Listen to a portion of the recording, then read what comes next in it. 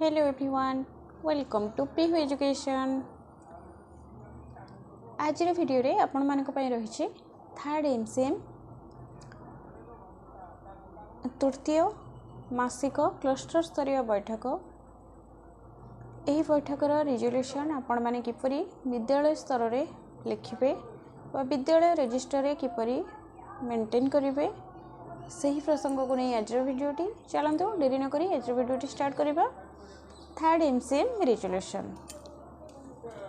अधिवेशन नंबर तारीख आपण पकेबे अद्यता 8/9/2025 तारीख सोमवार दिन दिबा 1 घटिका समय आंभ सरकारी उच्च प्राथमिक विद्यालय रामचंद्रपुर परिसर रे समस्त शिक्षक शिक्षयित्री मानक नहीं एक बैठक अनुष्ठित हो जाइए। उक्त बैठकर मुख्य उद्देश्य थिला तृतीय मासिक क्लस्टर स्तरीय बैठक 2025 विषय आलोचना। बैठक में विद्यालय समस्त शिक्षक शिक्षयित्री उपस्थित थिले।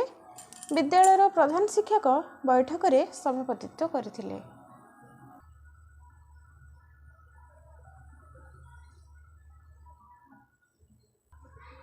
उल्लेख था कि directorate of teacher education and SSCRT Odisha Bhubaneswar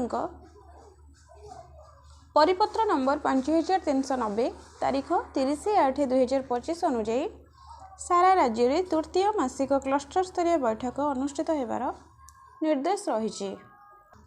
सही निर्देश अनुसार तृतीय मासिक क्लस्टर स्तरीय बैठक ता 6/9/2025 शनिवार दिन अनुष्ठित हो जाइए। आंभ क्लस्टर मध्य ता 6/9/2025 तारीख शनिवार दिन तृतीय मासिक क्लस्टर स्तरीय बैठक खूब उत्साहर सह अनुष्ठित हो जाइए। एही बैठक रे क्लस्टर अधीनस्थ समस्त विद्यालयर प्रधान शिक्षक और सहकारी शिक्षक शिक्षयित्री माने उपस्थित थिले। उक्त तृतीय मासिक क्लस्टर स्तरीय बैठक रे होइथिबा आलोच्य प्रसंग गुडी को आंभ विद्यालयर समस्त शिक्षक शिक्षयित्री वृंद को अवगत कराइबा निमंते विद्यालयर प्रधान शिक्षक व शिक्षयित्री सभापतित्व रे आज बैठक अनुष्ठित हो जाइए।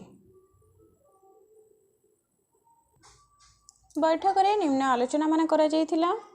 बैठकर प्रारंभ में विद्यालयर प्रधान शिक्षक व शिक्षयित्री तृतीय मासिक क्लस्टर स्तरीय बैठकर आलोच्य विषय गुडी को अवगत कराइथिले।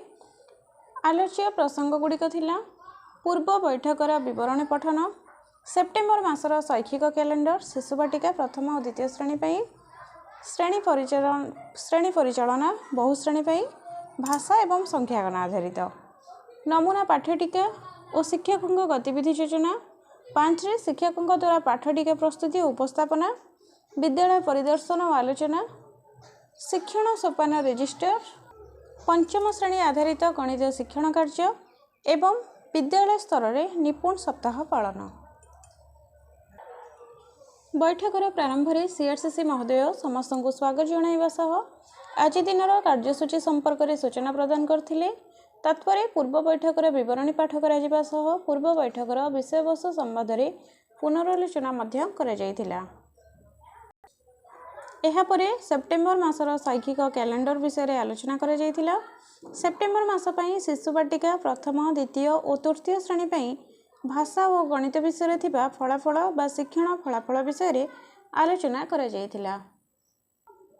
तत्परे बहुश्रेणी परिचालना किपरि कराजिबो, नमूना पाठटिका प्रस्तुति आदि विषय विस्तृत आलोचना करा जाइथिला। शिक्षक मानक द्वारा मौलिक साक्षरता और संख्या ज्ञान संपर्कित नमूना पाठ्यटिका और शिक्षकों गतिविधि योजना संपर्क में आलोचना करा जाइथिला।